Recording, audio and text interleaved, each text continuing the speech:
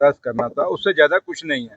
अगर ये लोग सही मायने में हमदर्द थे उस समय, तो उस समय इन्होंने जब बीजेपी के साथ सरकार बनाई थी, उस समय नहीं याद आया कि ये स्टेट टूट रहा है, ये 370 टूट रहा है, स्पेशल स्टेटस टूट रहा है।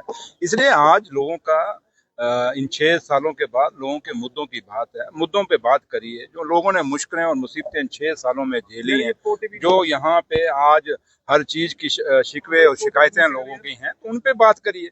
लोगों के मुद्दों पे आप बात नहीं कर रहे, सिर्फ आप प्रेस गैलरी को एड्रेस करके वो उनको दिखाने के लिए, ताकि हमारा फोटो आ जाए और सुबह अखबारों में आ जाए और जम्मू कश्मीर के लोग देखें जी भाई हमारी बात जो है स्टेट की बात और 370 की बात की है।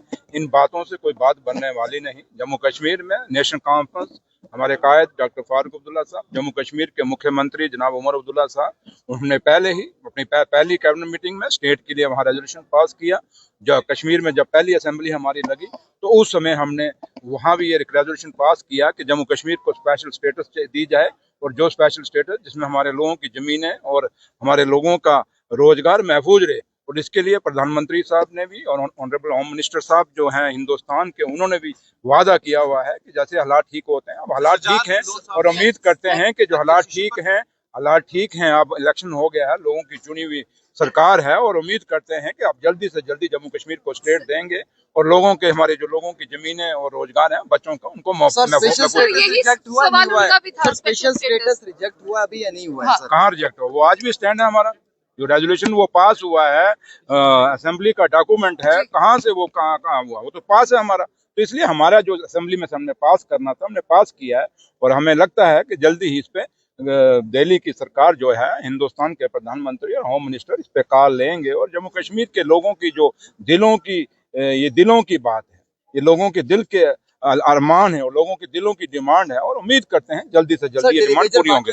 पॉलिसी फ्रेम की गई है इस बार बजट देखिए, ये हमारा वादा है कि डेलीवेजरों को पक्का करना है। एक एक वादा जो नेशनल कॉन्फ्रेंस ने अपने मैनिफेस्टो में किया है, अपने उस मैनिफेस्टो में जो जो हमने लिखा है, एक एक लफ्ज, एक एक वादा, एक एक फुल स्टॉप एंड कॉमा के साथ हम लोगों के साथ जो वादा करके आए हैं उसको पूरा करेंगे। लोगों ने हमें 5 साल के लिए चुन के भेजा है, कोई 4 महीने की या 5 महीने के लिए नहीं चुन के भेजा। और इन 5 सालों में जब हम दोबारा 5 सालों बाद इलेक्शन में जाएंगे, उस समय जो वादे, जो मैनिफेस्टो है, उस समय लोग हमें पूछेंगे, ये चंद लोग हमें नहीं पूछेंगे। Thank you sir. जो पुरानी रिक्रूटमेंट्स है सर, पुरानी रिक्रूटमेंट्स में जो धांधलियां हुई हैं को लेकर सैफुल्लाह मीर द्वारा जो रिमार्क्स किए गए हैं, बीजेपी उसको जो है वो रिटेलिएट कर रही है, किस तरीके से? भाई ये देखिए, मुझे बताए सैफुल्लाह मीर साहब ने क्या किया? आप क्या कहते हैं? गलत कहा है? क्या कहा? उन्होंने कहा कि पार वाली जमीन है, और उसमें सबसे बड़ी बात है कि उमर साहब ने, ऑनरेबल चीफ मिनिस्टर साहब ने खड़े होकर पूरा क्लैरिफिकेशन किया।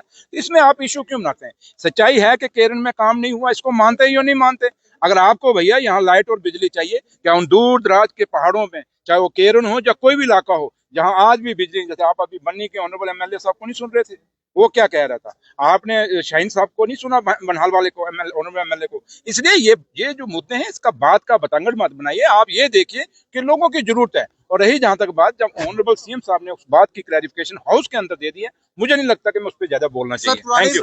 देखिए, जहां तक ताल्लुक है, ये मुद्दे हैं, इसमें हम कहाँ कह रहे हैं। आप हाउस में भी तो, चाहे वो बीजेपी के ऑनरेबल एमएलए थे, चाहे ट्रेजरी बेंच के ऑनरेबल एमएलए थे, चाहे दूसरी पार्टियों के थे, कांग्रेस ने भी यही कहा कि जम्मू कश्मीर में चिट्टा बढ़ गया है, ड्रग्स बढ़ गए हैं, नशाखोरी ज्यादा हो गई है, जिससे क्राइम रेट बढ़ रहा है, और ये रोज डेड बॉडियां मिलनी है, ये बदकिस्मती है, नहीं मिलनी चाहिए। और हम एक केस की क्या, हर वो केस जो भी ऐसा कोई मर्डर होता है या कोई डेड बॉडी मिलती है, उसको पुलिस को कॉग्निजेंस लेना चाहिए, डीजी साहब को लेना चाहिए। और इस पे जरूरी नहीं कि हर बात को हम सीबीआई जाएं। जम्मू कश्मीर की पुलिस इतनी काबिल है कि वो अपने फैसले खुद कर सकती है, अपनी इन्वेस्टिगेशन कर सकती है। तो लिहाजा सुनिए मेरी बात, परिवार का अपने सेंटिमेंट्स हैं, लेकिन अब पुलिस के नोटिस में आया है, देखते हैं क्या करना है। जब वो कुछ नहीं कर पाएंगे, तब नेक्स्ट स्टेप